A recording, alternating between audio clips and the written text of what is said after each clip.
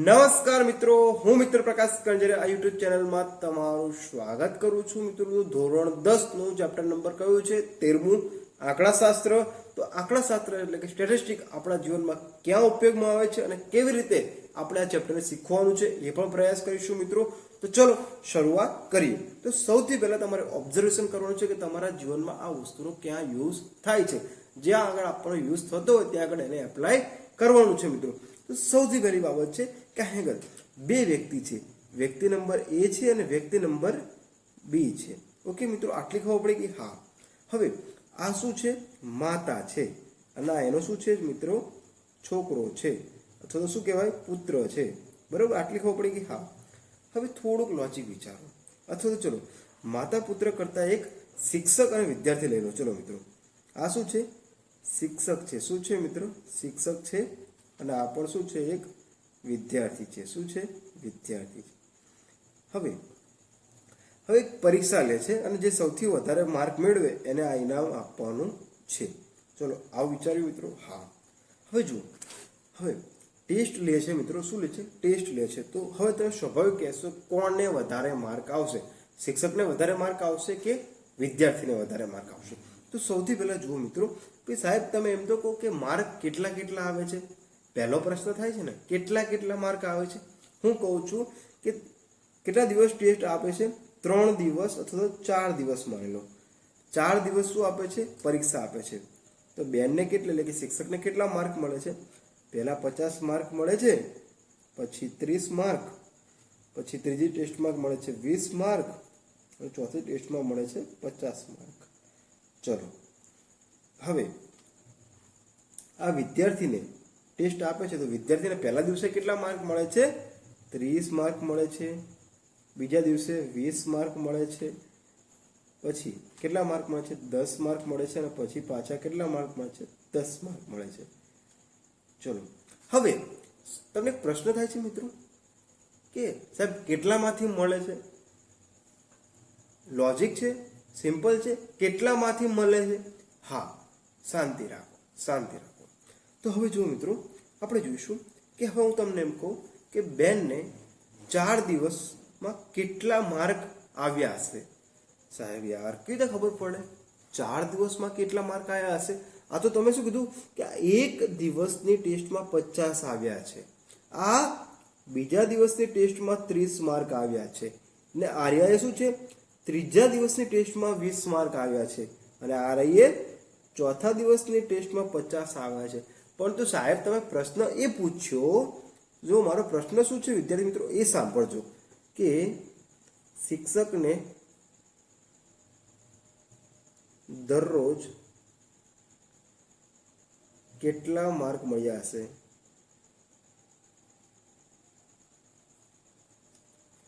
હવે શિક્ષકને દરરોજ કેટલા માર્ક મળ્યા હશે? અરે યાર આ તો કેવી રીતે ખબર પડે? સિમ્પલ છે. કેવી રીતે ખબર પડશે મિત્રો? દરરોજ પહેલા દિવસે 50 મળ્યા, બીજા દાડે 30 મળ્યા, પછી 20 મળ્યા, પછી 50 મળ્યા. તો 50 વત્તા 30 વત્તા 20 વત્તા 50. તો આ બધાનો સરવાળો કરો મિત્રો. તો જો 50 50 100 અને 50 એટલે કે 150 માર્ક. તો શું આ સાચો છે જવાબ? આ જવાબ સાચો છે ખરા મિત્રો?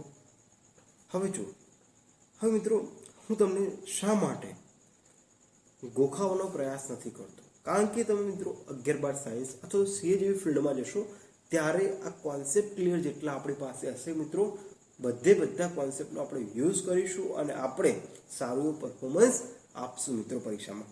હવે જો બે વસ્તુ રીતે ચાલતું હોય, શિક્ષક ગોખાવે અને સમજાવે. હું એક ગોખાવામાં વાળો નથી. હું સમજાઈશ, વાર લાગશે તો કશો વાંધો નહીં, 2ની સ્પીડમાં કરજો મિત્રો. અને પાછળ તમારે દાખલા જોતો તો દાખલાને પણ હું મોકલી આપીશ. પરંતુ જે લોકોને કોન્સેપ્ટ ક્લિયર કરવો છે એ હા આગળ ધ્યાન આપજો મિત્રો, કારણ કે બહુ લોજિકલ કોન્સેપ્ટ છે. ઓકે મિત્રો, ચલો હવે બીજો હું તમને કહું છું મિત્રો, બીજું સમજવાનો પ્રયાસ કરો. શું છે? હવે માન લો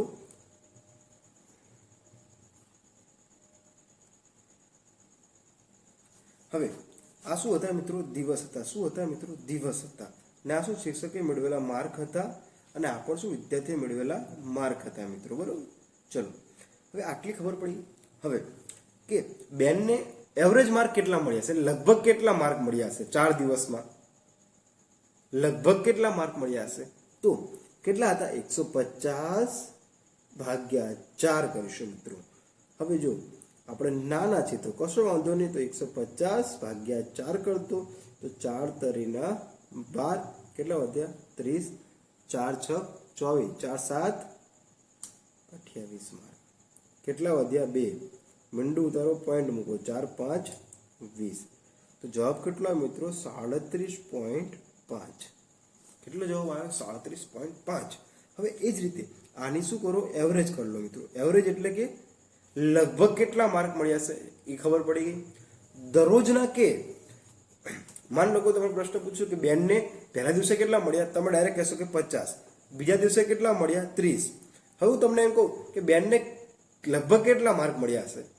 લગભગ જ્યારે આવે મિત્રો એટલે કે તમારે ત્યાં આગળ શું લેવાની આવશે? એવરેજ, સરેરાશ. શું લેવાની આવશે મિત્રો? સરેરાશ. હવે મિત્રો હવે જો હવે આની કેટલી આવશે? 30 ને 20 કેટલા થશે? 50, 50 ને 10 કેટલા થશે? 60, 60 ને 10 કેટલા થશે? 70. તો 70 ભાગ્યા 4 કરજો મિત્રો. શું જવાબ આવશે? કોમેન્ટ બોક્સમાં કહેજો, જેથી કરીને તમે પણ શું કરી શકો છો? એક્ટિવ લર્નિંગ કરી શકો છો મિત્રો. આ કોન્સેપ્ટ ખબર પડી ગઈ? હા. લગભગ એટલે શું આવ્યું એ પણ ખબર પડી ગઈ. હવે આ જ કોન્સેપ્ટ પરથી હવે મિત્રો આ લગભગ વાળું આવ્યું એટલે જ આને શું કહેવાય મિત્રો? મધ્યક કહેવાય. લો, આને મધ્યક કહેવાય. તમે લોકો આંકડા શાસ્ત્રમાં કહો છો મિત્રો કે મધ્યક, મધ્યસ્થ અને બહુલક શું છે? આ જ મધ્યક છે. લો, કઈ દાળ મારી ના, પરંતુ આ શું છે મિત્રો? આપણને ગોખાવાનો પ્રયાસ કરે છે. શિક્ષકો દ્વારા ગોખાવાનો પ્રયાસ કરે છે. 100%ની વાત સાચી છે. કોન્સેપ્ટ જેટલા ક્લિયર હશે મિત્રો એટલું ગોખવું નહીં પડે. ચલો, બીજો કોન્સેપ્ટ છે આપણી પાસે. કેસ નંબર કયો છે મિત્રો? અથવા તો ચલો હું કહી દઉં, ટાઈપ નંબર શું છે મિત્રો? 2 છે. શું છે? ટાઈપ નંબર 2 છે. તો જો હવે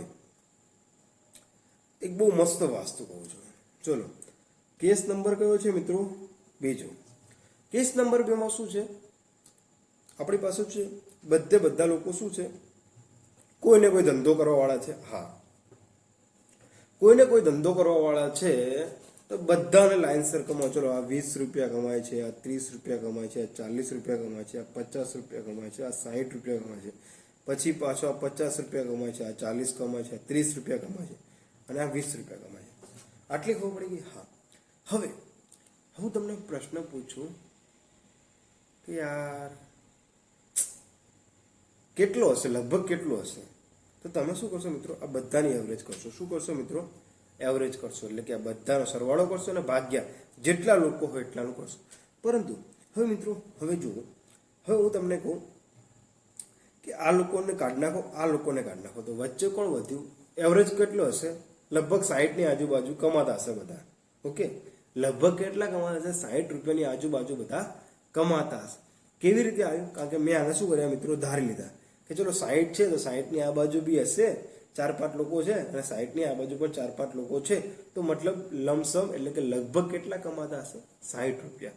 હવે મિત્રો ચલો, હવે જે લગભગ આપણે શોધ્યું મિત્રો, જે ધારી લીધું, હવે જો મિત્રો આ વચ્ચેની સંખ્યાને આપણે ધારી લઈએ છીએ અને બંને બાજુ આપણે શું કરીએ છીએ? અવોઇડ કરીએ છીએ મિત્રો, એટલે કે એની ગણતરી નથી કરતા, તો ત્યારે શું બને છે મિત્રો? આપણો મધ્યસ્થ બને છે. શું બને છે મિત્રો? મધ્યસ્થ બને છે. શું બને છે? મધ્યસ્થ બને છે. હવે કેમ અવોઇડ કરી? જો મિત્રો આ બાજુ કેટલી સંખ્યા છે? 1 2 3 4. 1 2 3 અને 4. તો જ્યારે સંખ્યા કેવી હોય મિત્રો? સમાન હોય છે, ત્યારે વચ્ચેથી આપણે ધારીને કરતા હોય છે. એટલે કે લગભગ આટલી સંખ્યામાં આટલું હશે. તો પ્રશ્ન બીજો થાય છે મિત્રો. હવે પ્રશ્ન બીજો થાય છે કે હવે માની લો, પ્રશ્ન બીજો શું છે આપણી પાસે મિત્રો એ જોઈ લઈએ. હવે માની લો કે હું તમને કહું છું, ચલો આ જ ઉદાહરણમાં લઈ લઈએ આપણે મિત્રો. હવે આ જ ઉદાહરણમાં આપણે લઈ લઈએ મિત્રો. શું લઈ લઈએ? માની લો કે બેનને માર્ક મળ્યા હતા 50 થી 60ની વચ્ચે, આ મળ્યા હતા 30 થી 50 અથવા 35ની વચ્ચે. 40, અહીંયા 30 અને અહીંયા 60. હવે આગળ એક પ્રશ્ન થશે મિત્રો. શું પ્રશ્ન થશે? પ્રશ્ન શું હશે કે સાહેબ હવે આને આગળ કેવી રીતે લેવો? કશું જ નહીં, આ જ રીત છે, કશું જ કરવાનું નથી. કેવી રીતે એ જોઈએ મિત્રો. જો હવે આગળ મધ્યસ્થની આપણે ગણતરી કરીશું. ઓકે, માન લો કે 1 2 3 4 5 બરાબર. હવે આ સંખ્યા આપી છે. હવે આપણે એને ગમે એક ધારેલી સંખ્યા, તો આપણે ધારી લીધી 3 ધારી લીધા બરાબર મિત્રો. હા, તો હવે જો આને પણ આપણે શું કરી શકીએ? ઇગ્નોર કરી શકીએ. આને પણ આપણે શું કરી દઈએ? ઇગ્નોર કરી દઈએ. એટલે કે આપણે ગણતરી લેવી નથી. તો આપણે આને કહી શકીએ કે આ શું છે? આપણી મધ્યમાં રહેલી સંખ્યા છે મિત્રો. શું છે? મધ્યમાં રહેલી સંખ્યા છે. હવે ચલો આ જ વસ્તુ હવે આગળ કેટલી સંખ્યા હતી? એકી સંખ્યા હતી. 1 2 3 4 અને 5 એકી સંખ્યા હતી. હા, હવે તમને કહું 6 સંખ્યા હોય. ચલો 1 2 3 4 5 અને 6 છે બરોબર. તો હવે આ કઈ સંખ્યા બની ગઈ? બેકી બની ગઈ. કેવી રીતે બેકી બની ગઈ? જો 1 2 3 4 5 અને 6 બેકી બની ગઈ. હા, તો હવે વચ્ચેથી કેવી રીતે ધારવાનું મિત્રો? વચ્ચેથી કેવી રીતે ધારવાનું? તો સાહેબ આ બાજુ 3 થાય તો આ બાજુ 3 થાય, તો વચ્ચે તો કેવી રીતે લેવાય? તો આપણે બંનેને શું કરી દેવાનું મિત્રો? બંનેની એવરેજ લઈ લેવાની. એટલે કે 3 + 4 કરીએ અને ભાગ્યા 2 લઈએ તો 3 ને 4 કેટલા થશે મિત્રો? 7 ના ભાગ્યા 2 એટલે કે 3.5. શું છે? 3.5. એ આપણું શું આવી ગયું મિત્રો? મધ્યની કિંમત આવી ગઈ. હું તમને ખાલી કોન્સેપ્ટ ક્લિયર કરાવું છું મિત્રો. આપણે સૂત્ર જોઈશું, સૂત્રની સાથે ગણતરી કરીશું અને ઉદાહરણ પણ જોઈશું મિત્રો. તો ચલો, તો અહીંયા આપણે મિત્રો શું ખબર પડી ગઈ મિત્રો? અહીંયા આપણને કે મધ્યક કોને કહેવાય, બીજું હતું મધ્યસ્થ. મધ્યસ્થમાં બે જોયા આપણે મિત્રો કે શું હોય છે કે એકી સંખ્યા હોય અથવા બેકી સંખ્યા વાળું જોઈએ બરોબર. શાંતિથી કોન્સેપ્ટ ક્લિયર કરીશું. ને હવે આપણી પાસે ત્રીજું વસ્તુ છે. ત્રીજું વસ્તુ શું છે મિત્રો આપણી પાસે? એ જોઈ લઈએ.